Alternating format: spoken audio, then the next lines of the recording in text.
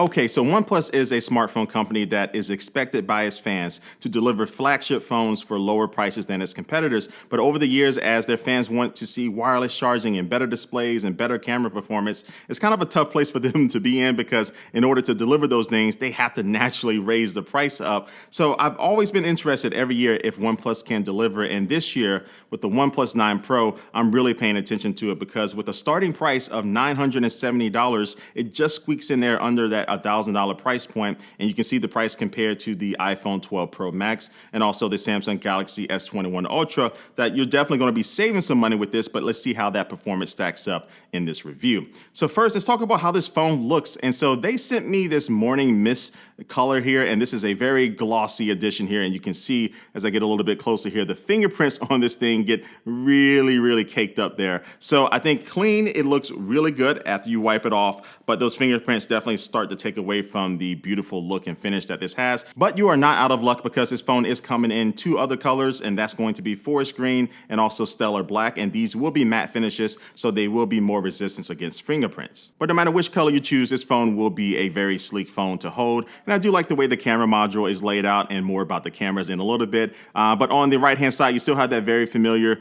volume controls toggle here that you can slide up to go between ring, silence, and vibrate, and then also at the bottom, USB-C port, and also you'll find the SIM card tray, but there is no micro SD card expansion at all. And this phone only weighs 197 grams, and I say only because compared to the big boy S21 Ultra that weighs 229 grams, you do feel that difference. So I do appreciate this phone having less weight as far as other flagships. Now, easily the best looking thing on this phone is going to be the 6.7-inch OLED display. And this year it is going to be an LTPO display, which all that technical stuff aside, is going to be able to allow you to get this great quality OLED display with higher refresh rates, but also cut down on battery consumption compared to the previous technology. OnePlus is saying is that this is going to be decreasing the battery consumption by the display by up to 50%. And the lower battery consumption is also due to their smart 120 hertz refresh rate feature. So this means that it can run as fast as 120 hertz, but also drop all the way down to 1 hertz, where you typically see 10 or so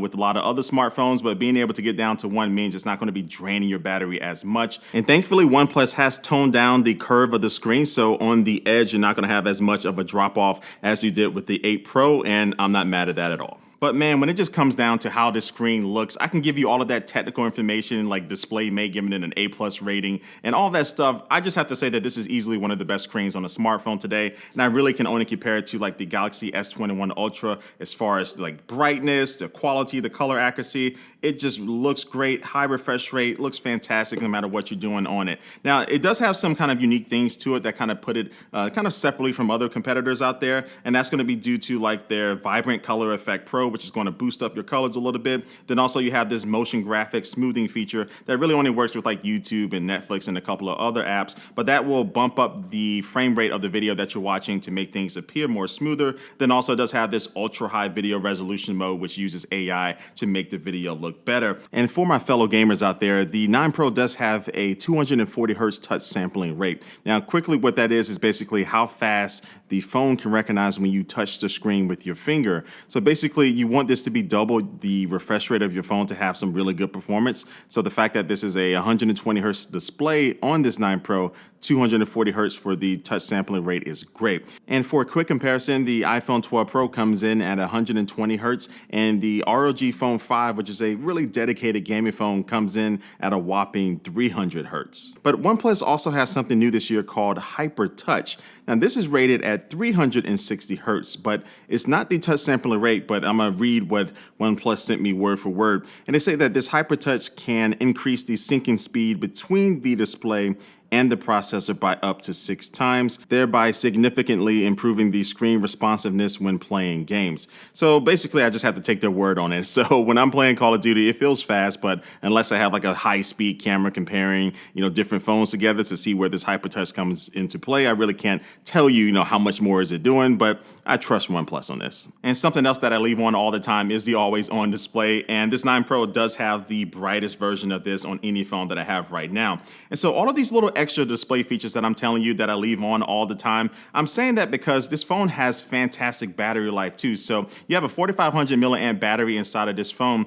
And one thing I noticed is just, look, I don't pay attention to my screen on time and all that stuff because that depends on if I'm playing Call of Duty all day or just watching YouTube videos. But I will tell you, with all of this stuff on, with my screen brightness set to around like 75%, this phone was able to last me all day with no issues. And that's compared to other smartphones that have a bigger 5000 milliamp hour battery inside of them. But when the time comes when you do need to charge, this 9 Pro can get you from 0 to 100 real quick. So this has their Warp Charge 65T that when you plug it in with the cable using the included adapter in the box, this can get you from 0 to 100% on your battery in just 29 minutes. But hold up, they ain't done yet, because wireless charging is also faster with their new Warp Charge 50 wireless solution that can get you from 0 to 100% in just 43 minutes. And so that's fast. Oh, and OnePlus is also releasing this new Warp 50 wireless charger that will allow you to get the absolute fastest wireless charging with this phone. And the good thing about this dock, which costs $70, so it's a little bit of an investment,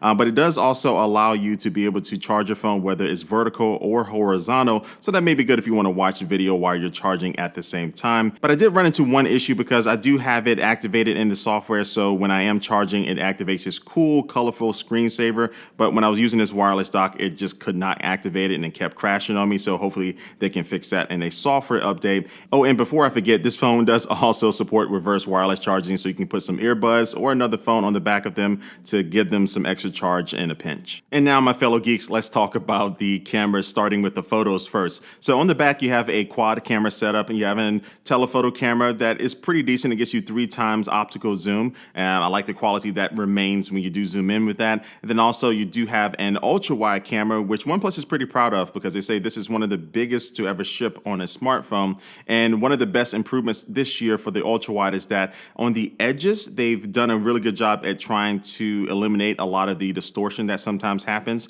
And so you can see with this comparison with the iPhone 12 Pro, you can still make out the lines in the brick there on the OnePlus 9 Pro versus on the iPhone 12 Pro, where it's a little bit blurred out. You can't have that same type of detail there. But really the biggest improvement of the cameras is actually OnePlus's new partnership with Hasselblad. Now, Hasselblad is a camera company, and to keep everything kind of straight to the point, they're working with OnePlus to get the most natural looking colors in a smartphone camera for OnePlus. Now, I dug up my OnePlus 8 Pro here and did some comparison shots, and honestly, I like them both in certain situations. Like, I can see the difference in colors, but I think when it comes to like color science, a lot of it is just your personal opinion. Some people like the colors that come from like Canon cameras, and some of them like the colors from Sony cameras. I like them both, and that applies with these phones well, besides this one situation here where you can see the 8 Pro easily delivered a better image than the 9 Pro. And I took multiple pictures here and I got the same results, so that was interesting. But in general, with the photos that I've been able to take with the 9 Pro, I do feel that they are more refined from the 8 Pro from last year, but sometimes I do run into issues of inconsistency. And you can see with these portrait mode photos that I took just mere seconds apart from each other, and you can see how different they look. And I also found this to happen with the front-facing camera when I did take these selfies here. Now, I did move a little bit over to the left for the other shot, but the lighting and everything was pretty much the same. But you can see these are 2 totally different looking pictures. But when the 9 Pro does nail it, like I took this photo, and this is using like an Aperture 120D light that I have in front of me, but this looks really, really, really good. So this phone is capable of some amazing pictures, but just in certain situations, it just needs to get its batting average up just a little bit. Then if you do want to go in an extra step, they do have a Pro mode, and this has also been designed with Hasselblad to give you even more accurate colors than you can get with just like the regular camera mode and auto. Oh, and I almost forgot that taking photos at night are better too, not just for those situations where you're just trying to lift up the shadows and,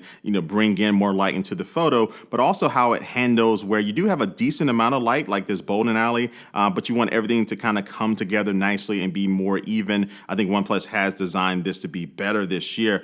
All right, so now let's talk video capabilities. So the first thing I would say is that I'm using the front-facing camera right now, but I don't like the fact that it can only do 1080p up to 60 frames per second. I would like to see that be at least 4K 30 in 2021. But the good thing is that the built-in microphones are actually solid. It has 3 built in, and you can also use that with their audio zoom feature. When you are pinching and zooming with the rear-facing camera, the audio will also start to get louder as you get closer to your subject. But just in general, the 4K video looks nice, and I kind of judge it by whether or not I would be fine using this phone to record product footage in a future YouTube video. Maybe I'm walking around and I think, oh, that might be a good shot, but I don't have my main camera. Would I be fine using this 9 Pro? And the answer is yes. I think the quality is there. 4K looks excellent. Sharpness is there. Sometimes it's a little too contrasty, but for the most part, I think the video looks good. And then they also have little things like portrait mode video if you want to get some nice background blur. It's kind of cool to play around with. And for my other night owls out there, this does have their Nightscape 2.0 video mode, and this allows you to really brighten up a nighttime shot. And it's not going to be the sharpest quality, but you can definitely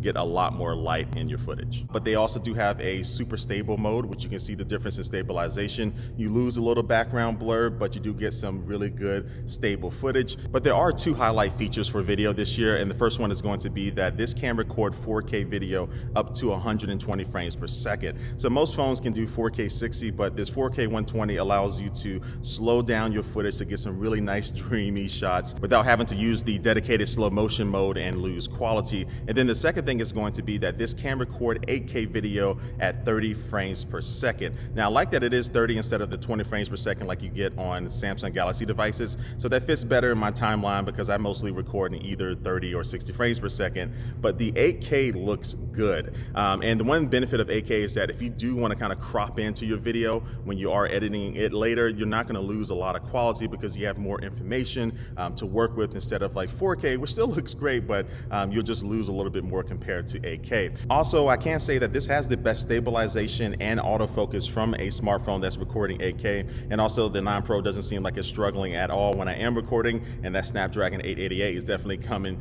in play there. But overall video capabilities on this 9 Pro, I'm really happy with it. And so now we're at the point of the review where we're just kind of tying everything together with the general performance of the phone. This phone is running their Oxygen OS 11 running on top of Android, and it's great. I know some people don't really like this new adaptation for OnePlus software, but I don't mind it. The only thing I had an issue with was when you swipe down from the middle of the screen by default, it brings down their toolbox. I quickly switched that back over to bring down the notification panel. And also too, one thing with the notification panel, when you start to adjust the brightness, you'll start to feel a little bit of a vibration effect, and this is taking advantage of the new haptic motor that's inside of this 9 Pro, which they say is going to help with games as well. You can kind of feel the vibration and stuff. I really didn't feel any improvement when I was playing the games I was, but I like where they actually instituted it in the software where you do get a little bit of feedback. And something else with gaming is that they do have a better improved vapor chamber inside of here, so that's going to help keep the heat down. And I did notice it got a little bit warm up towards the camera module on the back when I was playing Call of Duty for like an hour and a half, but it wasn't really anything bad. And this 9 Pro does have an upgraded dual stereo speaker system when compared to the 8 Pro. I did notice that it did at least sound louder, so I do appreciate that upgrade. Okay, so you might notice that I am wearing a different shirt right now. That's because I'm reshooting this outro because the first one went way too long. Now I'm just trying to keep it straight to the point. So look, this 9 Pro is a really good phone all around, like with the battery life, the charging speeds, the display, the specs, the software performance. And OnePlus is also promising 2 major Android updates and also 3 years of security updates, which for Android phones, this is as close as we can get to iOS updates. But yeah, I like a lot about this phone. But the expectations are really high for OnePlus right now, not only because of this Hasselblad partnership that they announced, but also too because the days of this phone are over. Now with this phone, I was like, okay, look, the price is so much lower than its competitors that I didn't expect every single feature of this phone to compete with other phones as much. But with this one, because the price is going up, I am expecting that of this and alongside this Hasselblad partnership. And the good thing about expectation is that if somebody expects greatness out of you, that means that they believe that you can actually deliver on that. So right now, the ball is in OnePlus's court. We'll see how they do, but I'm going to be paying close attention to this Hasselblad camera partnership over the next couple of years to see how far it can go. So anyway, these are my thoughts about the OnePlus 9 Pro. What do you think about it? Leave your comment down below. Subscribe to this channel if you want to see more videos like this, and give this video a like if you do like it, of course. I said like a lot right there, but anyway, I'm out of here. Thanks for watching this video, and I will catch you later. Peace.